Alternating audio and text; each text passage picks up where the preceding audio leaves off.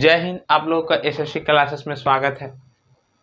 तो क्या पढ़ा रहे थे कि स्वतंत्रता संग्राम पढ़ा रहे थे। तो वही स्वतंत्रता संग्राम में क्या है 1857 की क्रांति आपको पढ़ा रहे थे। तो 1857 की क्रांति में हम लोग क्या है कि देख लिए थे कहाँ तक के, तो परिचय कारण और परिचय और कारण तक के देख लिए थे कि किस तरह से क्या 1857 की क्रांति क्या है और कारण क्या है। सो इसके कारण में क्या क्या कारण थी 1857 की क्रांति होने के कारण, फिर तत्कालीन कारण, राजनीतिक कारण, सामाजिक कारण, आर्थिक कारण, ये सभी देख ली हैं। अगर आप नहीं देखे हो वीडियो तो जा करके क्या है प्लेलिस्ट में जा करके फर्स्ट वीडियो को देख ले। ये पार्ट 2 है, आज आपका पूरा कंप्लीट हो जाएगा। मैं मुबीन राजा, आप लोग देख रहे हैं एसएससी क्लासेस। अगर सब्सक्राइब नहीं किए तो सब्सक्राइब कर ले चैनल को, ज़्यादा से ज़्यादा शेयर करें। तो देख लेंगे 1857 की क्रांति एक एक महत्वपूर्ण बिंदु है कि जो भी एग्जाम दीजिए, आप कोई भी एग्जाम दीजिए जिसमें जीएस पेपर आता है उसमें इसमें 1857 का क्रांति से निश्चित ही क्वेश्चन आती है। तो यही 1857 की क्रांति को आज मुख्य रूप से पूरा स्वरूप में पढ़ेंगे। तो अब देखिए प्रारंभ, तो प्रारंभ क्या सोची तत्कालीन कारण में देख लिए थे कि मंगल पांडे जी के बारे में।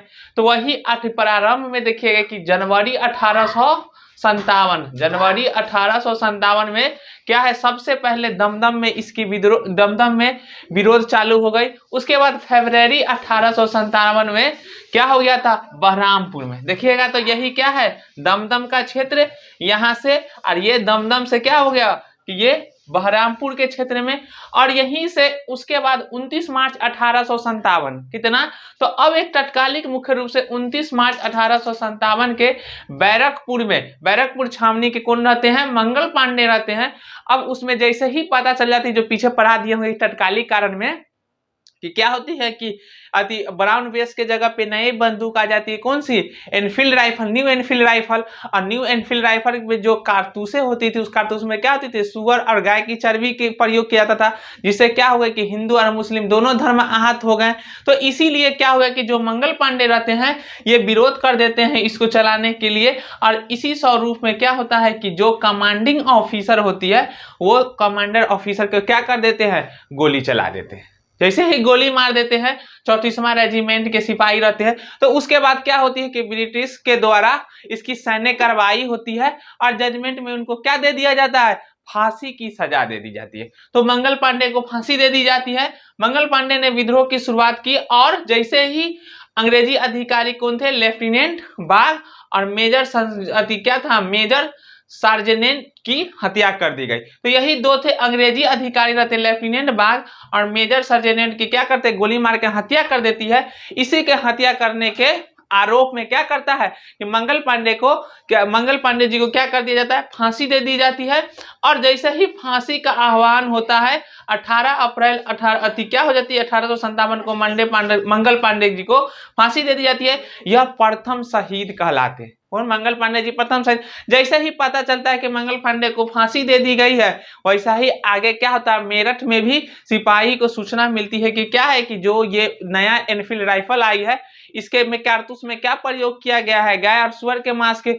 उसी तरह मेरठ में भी क्या हो जाता है कि विद्रोह फैल जाती थी। इसीलिए कहता 1857 ईस्वी की क्रांति को पहला कहाँ कहा जाता है, तो आपका मेरठ कहा जाता है। 10 मई 1857 को मेरठ में क्या होता है, विरोध चालू हो जाती है सिपाही के द्वारा। वहां भी क्या होते हैं कि दो अधिकारी को क्या किया जाता है कि अधिकारी के विरोध चालू होती है, अधिकारी पे गोली चला दी जाती है मेरठ में भी, और विद्रोह फैल जाता है। जैसे ही 10 मई 1857 को मेरठ का विद्रोह फैला, तो मेरठ का विद्रोह फैलने के कारण क्या थी कि यहाँ पे मेरठ है, तो मेरठ से तुरंत नजदीक कौन सा पड़ा, दिल्ली। और मेरठ से यहाँ पे आपको कहाँ चला गया, मेरठ से दिल्ली। जैसे देखिए दमदम से कानपुर जैसे बहरामपुर से जस्ट यहाँ पे क्या था, बंगाल का क्षेत्र, बैरकपुर छावनी मंगल पांडे, और बैरकपुर से डायरेक्ट पहुंच गया 10 मई को कहाँ पे, मेरठ।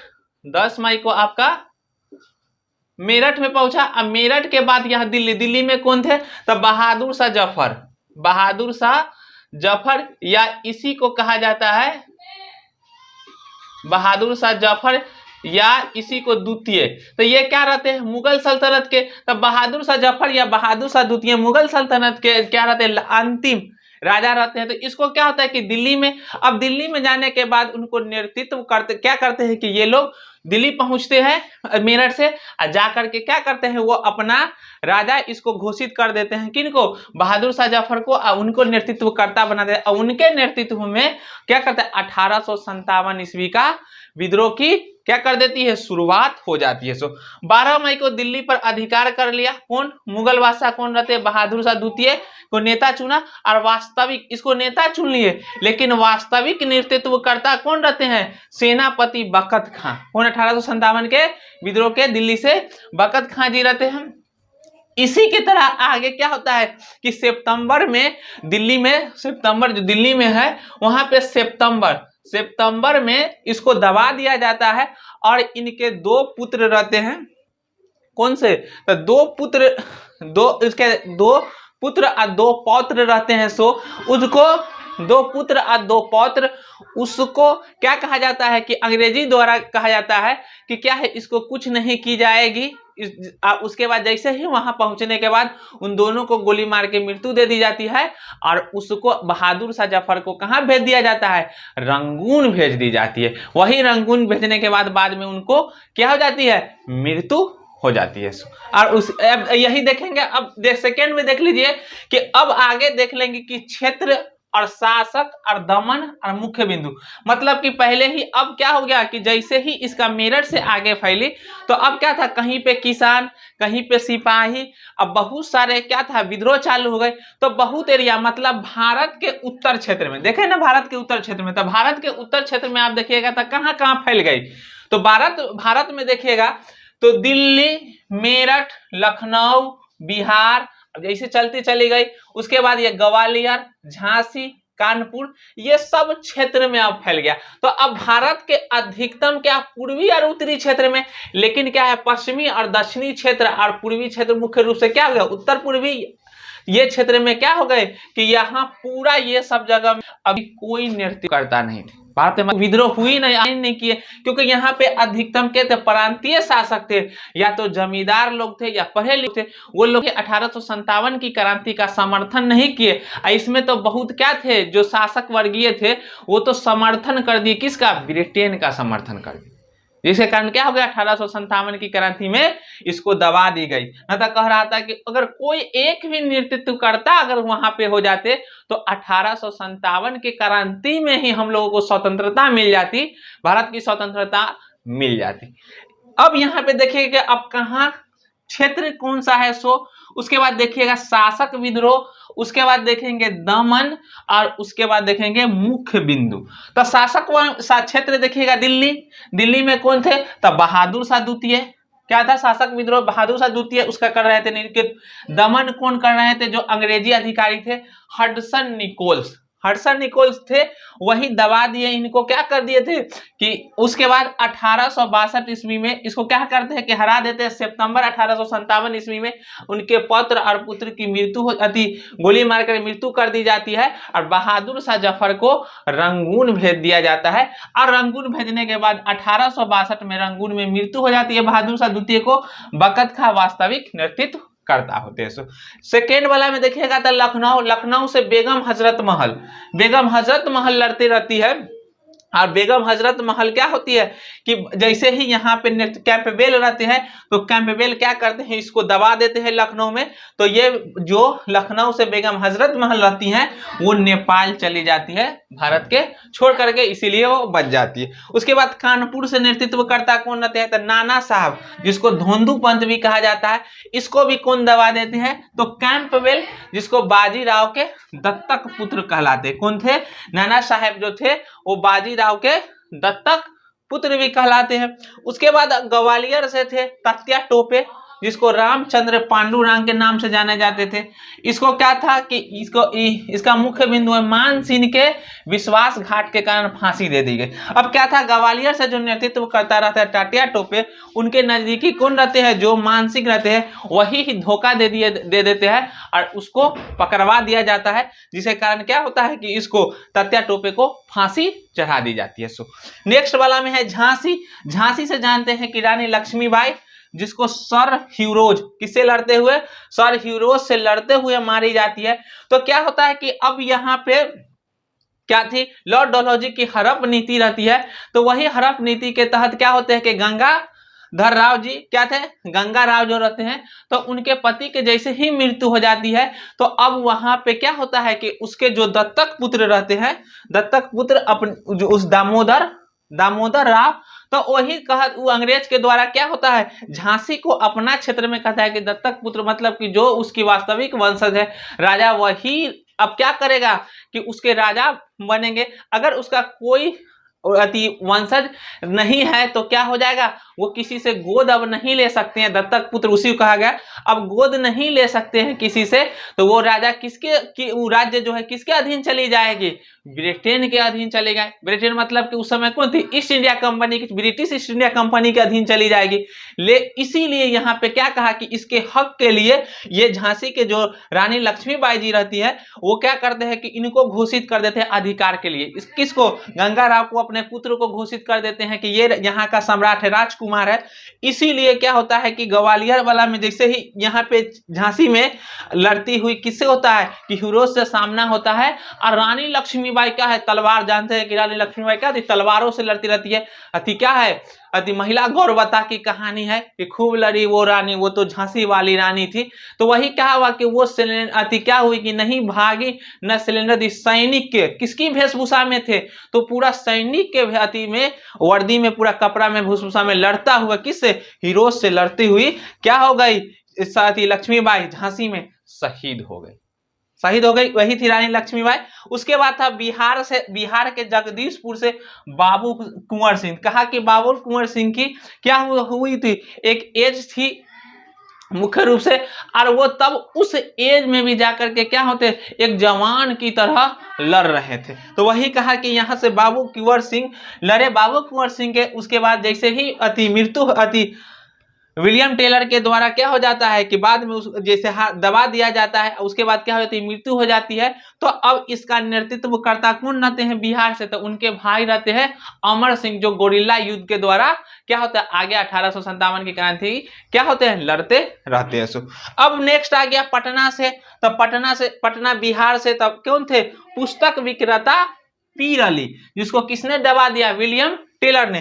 तो पीर अली क्या थे, तो कि जो पुस्तक विक्रेता थे, तो वो पुरानी किताबों, मतलब क्या होता है कि किताबों में लिख करके लोगों में क्या होता है कि पूरा भड़का दिए। जैसे कि पुरानी कथा में लड़े कि क्या है, अंग्रेज कुछ नहीं कर सकता, मेरे पास इतना भारत का सम्राट था। पाटलिपुत्र में पहले ही कौन थे, मगध था, जो मगध में कौन चंद्रगुप्त मौर्य, जो देखिए पूरा भारत को एकत्रित कर दिया। कहाँ के थे, पाटलिपुत्र के में ही। तो अब ऐसी पूरी पुरानी प्राचीन कथाओं को पीर अली क्या करते, पुस्तक विक्रेता थे, और लिख करके क्या किए, विरोध को और उजागर करते चले। अब देखा क्या है कि अंग्रेज के द्वारा कह रहे ये तो बहुत खतरनाक व्यक्ति है, डायरेक्ट एकदम सबको लड़ने के लिए तैयार कर दे रहा है। तो वही कहता है उसकी पुस्तक विक्रेता में क्या होती है, दुकान जो होती है, वो दुकान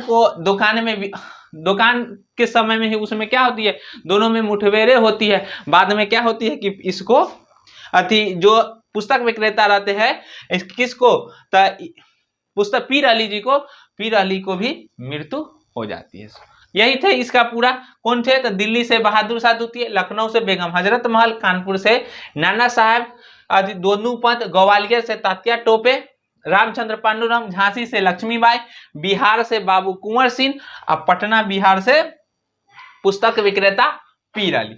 अब ये सब क्षेत्र से आप देख लिए। इसी तरह से बरेली से और क्या हुआ, इलाहाबाद से भी लड़े। इलाहाबाद से मौलवी अहमदुल्ला ये थे।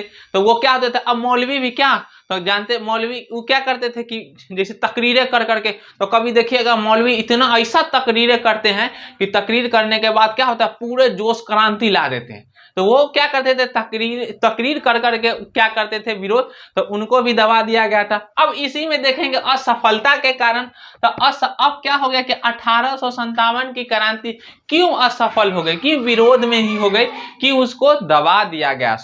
तो 1857 की क्रांति के देखिएगा तो क्या था कि पहला सीमित स्वरूप और सीमित क्षेत्र।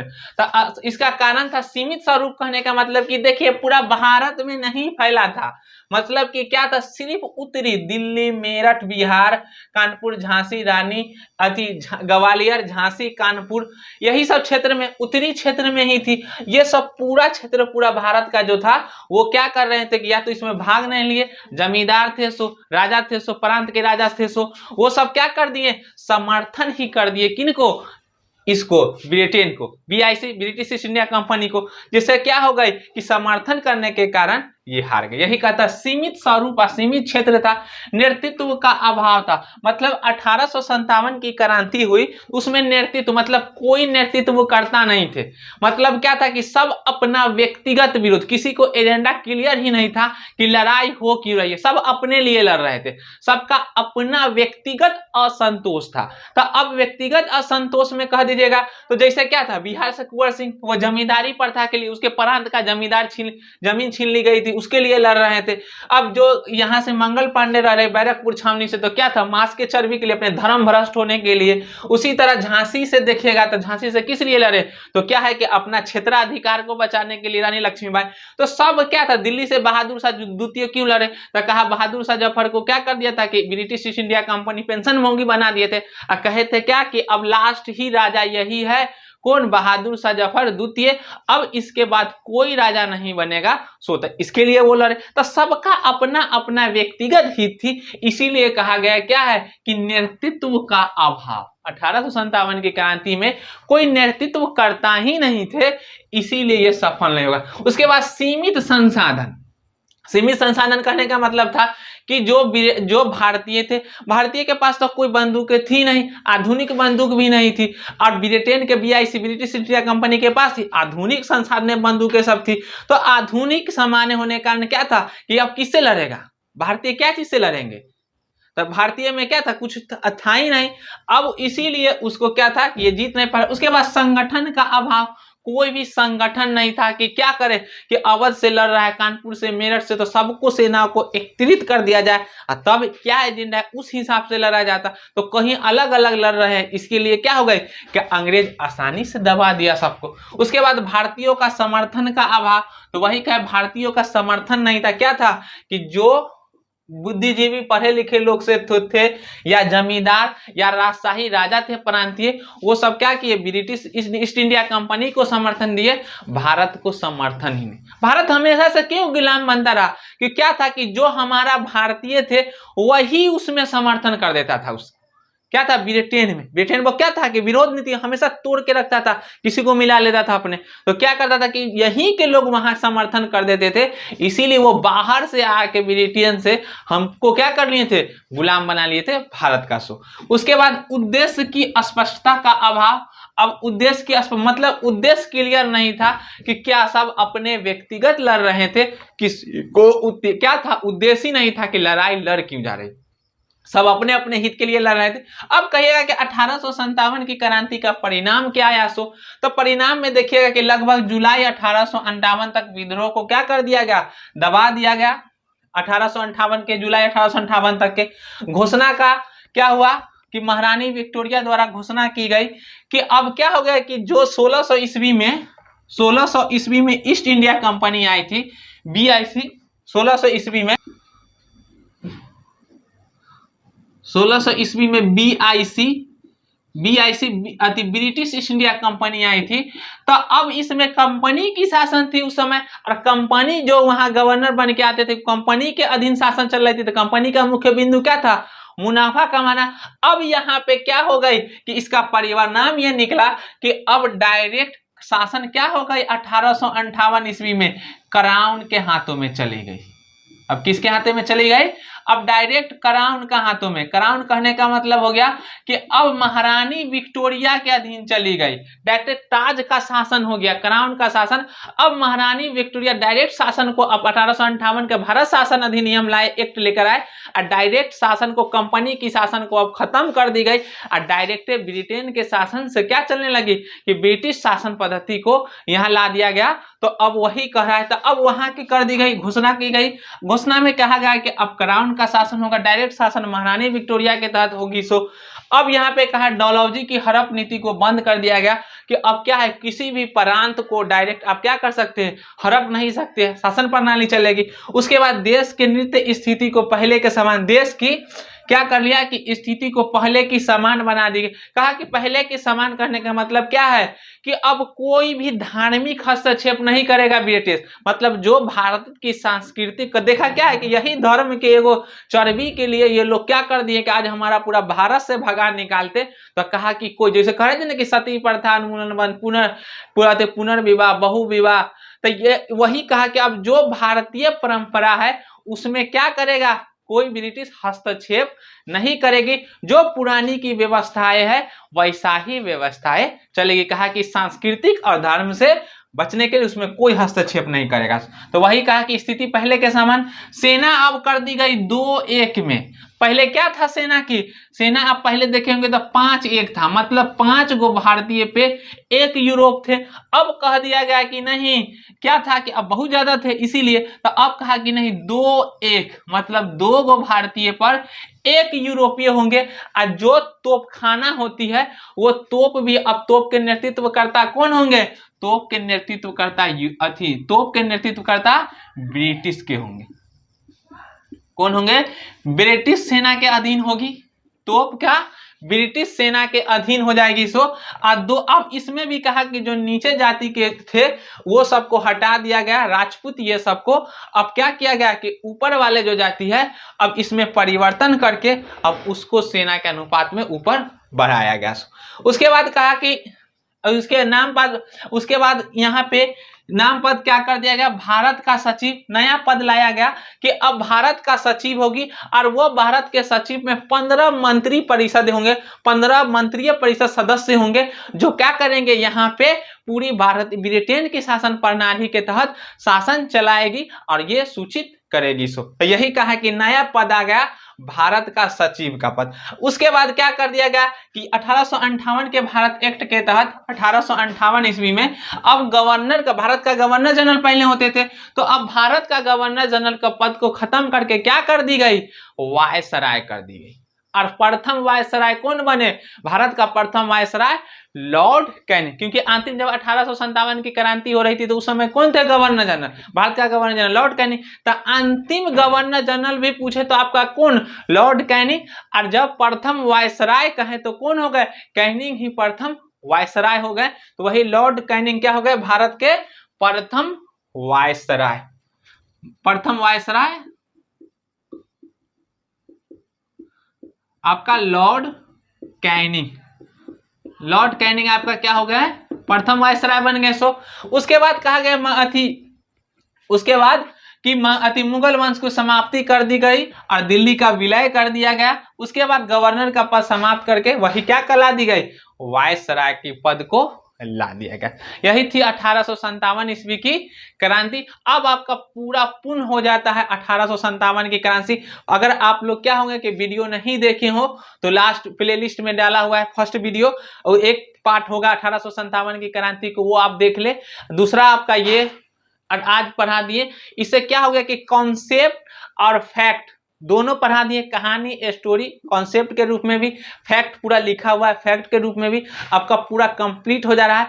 अगर आप इसको जो भी इस पे है आप इसको नोट्स बना ले या तो स्क्रीनशॉट खींच ले, और क्या करें कि जिस समय एग्जाम में के समय में आपको सहायक हो सके कि आप रिवीजन जल्दी से जल्दी कर सके। इसी तरह अब आप ये टॉपिक खत्म हो गए, कहे थे ना कि इसमें संस्था का अभाव था। सो तो अब यही संस्था का अभाव के लिए एक नई संस्था की गठन की जाएगी 1885 ईस्वी में, भारतीय राष्ट्रीय कांग्रेस। क्या एओ हुम के द्वारा, ऑक्टेन हुम के द्वारा, जो क्या थे ये अधिकारी रहते ब्रिटिश अधिकारी, उसी के द्वारा क्या होता है, लॉर्ड डॉफरिन के द्वारा क्या होती है कि एक कहता है कि एक संगठन बनाया जाए जो क्या कर सके कि भारत की इतनी बड़ी क्या हो गई थी, विद्रोह हो गया था, आज हमको क्या कर देता कि हम तो ब्रिटेन या भारत छोड़ के जाना पड़ता, तो कोई ऐसा संस्था होना चाहिए जिससे बातें हो सकी, तो उसी बात हो सके। तो इसीलिए अब क्या होगा कि 1885 ईस्वी में भारतीय राष्ट्रीय कांग्रेस की स्थापना होगी। तो वही अब पढ़ेंगे हम लोग नेक्स्ट, कौन सा, भारतीय राष्ट्रीय कांग्रेस। नेक्स्ट वीडियो आपका लगातार आप पूरा करेंट अफेयर स्टैटिक जीके उसके बाद सभी अपलोड किया जा रहा है, रीजनिंग पूरा अपलोड किया जा रहा है रोज अब वीडियो।